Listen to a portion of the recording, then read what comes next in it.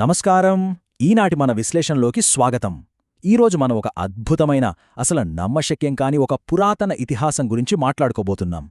ఊహకందని అపారమైన బలం, ఒకే ఒక్క చిన్న తప్పుతో జరిగిన ఘోరమైన విషాదం, ఆ తర్వాత తిరిగి సాధించిన ఒక మహావిజయం. అదే బలవంతుడైన సంసోను కథ. లేట్ చేయకుండా వెంటనే మొదలు పెడదాం. అసలు కథలోకి వెళ్లే ముందు ఒక చిన్న ప్రశ్న. అసలు ఒక సూపర్ హీరోకి అంత అపారమైన బలం ఎక్కడి నుండి వస్తుంది?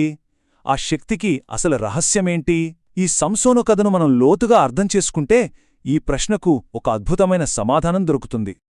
మొదటి భాగం, దేవుని ప్రత్యేక బహుమతి. అసలీ కథ ఎలా మొదలైందంటే, ఇది చాలా కాలం క్రితం నాటి మాట. ఇశ్రాయేలీయులు తమ శత్రువులైన ఫిలిష్తీయుల చేతిలో నలిగిపోతూ ఎవరైనా వచ్చి తమను రక్షించకపోతారా అని ఆశగా ఎదురుచూస్తున్న సమయమది. సరిగ్గా అప్పుడే సంసోను పుట్టకముందే ఒక దేవదూత నేరుగా అతని తల్లిదండ్రుల దగ్గరికి వచ్చి ఒక అద్భుతమైన వార్త చెప్పింది. అదేంటంటే, ఇశ్రాయేలీయులను కాపాడటానికి దేవుడు స్వయంగా ఒక బాలుడ్ని ఎంచుకున్నాడు అని. అంటే సంసోను పుట్టుక వెనుక ఒక చాలా పెద్ద డివైన్ ప్లాన్ ఉందన్నమాట. కానీ ఇక్కడే ఒక చిన్న ట్విస్ట్ ఉంది. అదేంటంటే, ఒక పవిత్రమైన నిబంధన, ఒక కండిషన్ అని కూడా చెప్పొచ్చు. శాంసను జుట్టును ఎట్టి పరిస్థితుల్లోనూ కత్తిరించకూడదు. దేవుడు పెట్టిన ఏకైక నియమమిది. వినడానికి చాలా సింపుల్గా అనిపించినా అతని అసాధారణమైన బలానికి అదే అసలు మూలం. ఆ మాయాజాలం, ఆ శక్తులన్నీ ఈ ఒక్క నియమాన్ని పాటించడంపైనే ఆధారపడున్నాయి. ఇది చాలా అంటే చాలా కీలకమైన పాయింట్. ఇక రెండవ భాగం, సంసోను అపారమైన మహాబలం.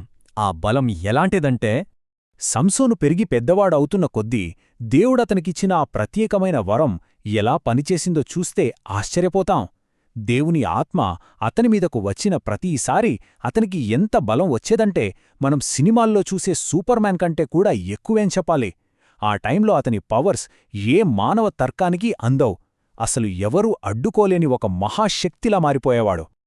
అతని బలానికి కొన్ని ఉదాహరణలు చూస్తే నిజంగా నమ్మశక్యం కాదు అనిపిస్తుంది. ఒకసారి గర్జిస్తూ తన మీదికి వచ్చిన ఒక భయంకరమైన సింహాన్ని కనీసం చేతిలో ఎలాంటి ఆయుధం లేకుండా ఒట్టి చేతులతోనే చీల్చిపారేశాడు. ఇంకోసారి కేవలం ఒక గాడిద దవడ ఎముక దొరికితే దాన్నే ఆయుధంగా పట్టుకుని ఏకంగా 1000 మంది శత్రువులను మట్టికరిపించాడు. అంతేకాదు, శత్రువులు ఒక ఊరిలో బంధిస్తే ఆ ఊరికున్న పెద్ద ఇనుప తలుపులన్నింటినీ గుంజలతో సహా పెకిలించి తన భుజాలపై వేసుకుని కొండపైకి మోసుకెళ్ళిపోయాడు. ఈ దెబ్బతో శత్రువుల గుండెల్లో రైలు పరిగెత్తాయి. ఇప్పుడు మూడో భాగం, దెలీలా మరియు శాంసను చేసిన ఒక అతిపెద్ద తప్పు. చూడండి, మనిషి ఎంత బలవంతుడైనా ఏదో ఒక బలహీనత ఉండి తీరుతుంది కదా. భౌతికంగా ఎవ్వరికీ లొంగని శాంసోన్ జీవితాన్ని ఒకే ఒక్క తప్పు మొత్తం మార్చేసింది. శాంసోన్ డెలీలా అనే ఒక మహిళను ప్రాణంగా ప్రేమించాడు. సరిగ్గా దీన్నే శత్రువులు వాడుకున్నారు. ఆ దెలీలాకు కుప్పల తెప్పలుగా డబ్బు ఆశ చూపించి శాంసోన్ బలానికి కారణమేంటో లాగమన్నారు. చివరికేమైంది? తాను ఎంతగానో నమ్మినా, ప్రేమించిన వ్యక్తి చేతిలోనే శాంసోన్ దారుణంగా మోసపోయాడు. దెలీలా పదే పదే అడిగి బతిమలాడి ఏడ్చి విసిగించేసరికి సంసోను తట్టుకోలేకపోయాడు. చివరికి దేవునితో ఉన్న ఆ పవిత్రమైన నిబంధనను బయటపెట్టేశాడు. నా తల వెంట్రుకలు కత్తిరిస్తే నా బలం మొత్తం పోతుంది అని అస్సలు రహస్యాన్ని చెప్పేశాడు. అంతే, ఒక్క క్షణంలో అంతా తలకిందులైంది. నాల్గవ భాగం, పశ్చాత్తాపం మరియు దేవుని క్షమాపణ. ఈ కథలో అత్యంత బాధాకరమైన ఘట్టం ఇదే. ఒకే ఒక నియమాన్ని ఉల్లంఘించడం వల్ల ఎంతటి ఘోరం జరిగిపోయిందంటే, సంసోను ప్రశాంతంగా నిద్రపోతున్నప్పుడు దెలీలా వాళ్ల శత్రువులను పిలిపించి అతని జుట్టును కత్తిరించేసింది. క్షణాల్లో అతనుకున్న దైవిక బలమంతా మాయమైపోయింది. వెంటనే శత్రువులు మీదపడి దారుణంగా అతని కళ్ళు పొడిచేసి గుడ్డివాణ్ణి చేశారు. ఆ తర్వాత జైల్లో బంధించి పెద్ద పెద్ద రాళ్లను తిప్పే అతి కఠినమైన పనులకు బానిసగా మార్చారు. ఒకప్పుడు తిరుగులేని హీరో ఇప్పుడు చీకటి గదిలో సంకెళ్ల మధ్య బందీ అయ్యాడు. కాని ఆ జైలు చీకటిలో తీవ్రమైన వేదనలో ఉన్న సంసోనుకు తన తప్పేంటో తెలిసొచ్చింది. తాను దేవునికి చేసిన ద్రోహాన్ని తలుచుకుని గుండెలు పగిలేలా ఏడ్చాడు. నిజాయితీగా క్షమాపణ అడిగాడు. ఆ నిరాశలో కూడా అతను చూపించిన ఆ నిజమైన పశ్చాత్తాపం అతనికి మళ్లీ ఒక కొత్త అవకాశాన్నిచ్చింది. అతను జైల్లో కఠిన శిక్ష అనుభవిస్తున్న సమయంలోనే అతని జుట్టు నెమ్మదిగా మళ్లీ పెరగడం మొదలైంది. 5వ భాగం, సంసోను సాధించిన చివరి విజయం. ఈ కథకే ఇది క్లైమాక్స్. ఒకరోజు ఫిలిస్తీయులు తమ దేవుడికి పండుగ చేసుకుంటున్నారు.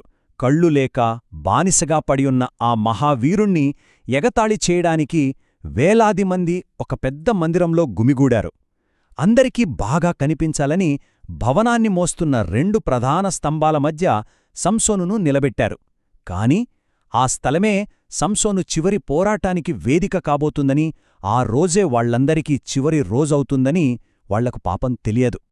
సరిగ్గా అప్పుడు సంసోను తన 2 చేతులతో ఆ స్తంభాలను పట్టుకుని, దేవా, నన్ను ఈ ఒక్కసారి జ్ఞాపకం చేసుకో, నాకు మళ్లీ బలాన్నివ్వు అని కన్నీళ్లతో ప్రార్థన చేశాడు. వైఫల్యం నుండి తిరిగి విశ్వాసం వైపుకు జరిగిన ఒక అద్భుతమైన మార్పును ఈ ప్రార్థనలో మనం చూడొచ్చు. ఆ హృదయపూర్వక ప్రార్థనను దేవుడు విన్నాడు. మళ్లీ ఆ దైవిక బలం తిరిగి రాగానే సంసోను ఆ 2 స్తంభాలను తన పూర్తి బలంతో ఒక్కసారిగా పక్కకి నెట్టేశాడు. అంతే, క్షణాల్లో ఆ పెద్ద భవనమంతా పేకమేడలా కుప్పగూలిపోయింది. ఆ శిథిలాల కింద పడి శత్రువులంతా నాశనమయ్యారు. తన ప్రాణాలను అర్పించి మరీ తన ప్రజలను రక్షించాడు సంసోను. ఈ నిస్వార్థమైన చివరి పోరాటంతో ఒక హీరోగా తన అసలు లక్ష్యాన్ని నెరవేర్చి అద్భుతమైన విజయాన్ని సొంతం చేసుకున్నాడు. ఇక 6వ మరియు చివరి భాగం. ఈ కథ నుండి మనం నేర్చుకోవాల్సిన ముఖ్యమైన పాఠాలు. ఒక్కసారి ఈ యాక్షన్ అంతా పక్కన పెట్టి ఈ ఇతిహాసం వెనుకున్న అసలర్థాన్ని గమనిస్తే 2 విషయాలు స్పష్టంగా అర్థమవుతాయి. ఒకటి, దేవుడు పెట్టిన నియమాలకు కట్టుబడి ఉండటం, వాటిని గౌరవించడం ఎంత ముఖ్యమో ఈ కథ చెబుతుంది. రెండవది, ఒకవేళ తప్పు చేసినా దాన్ని అంగీకరించి నిజాయితీగా పశ్చాత్తాపపడితే తిరిగి మళ్లీ లేవడానికి ఒక కొత్త బలం, క్షమాపణ దొరుకుతుందనే గొప్ప భరోసాను కూడా ఇస్తుంది. అంటే విధేయత మరియు క్షమాగుణం, ఈ రెండిటినీ బాలన్స్ చేస్తూ ఈ కథ నడుస్తుంది. చివరగా మనందరిలోనూ మెదిలే ఒక ఆలోచన. జీవితంలో ఎన్నో నియమాలుంటాయి, అలాగే మన ప్రయాణంలో కొన్ని అనివార్యమైన తప్పులు కూడా జరుగుతుంటాయి.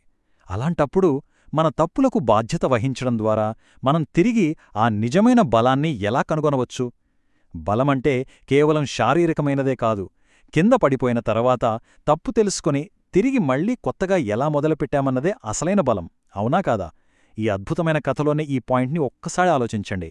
ఈనాటి మన విశ్లేషణని ఇక్కడతో ముగిస్తున్నాం. మరో ఆసక్తికరమైన విశ్లేషణతో మళ్లీ కలుద్దాం.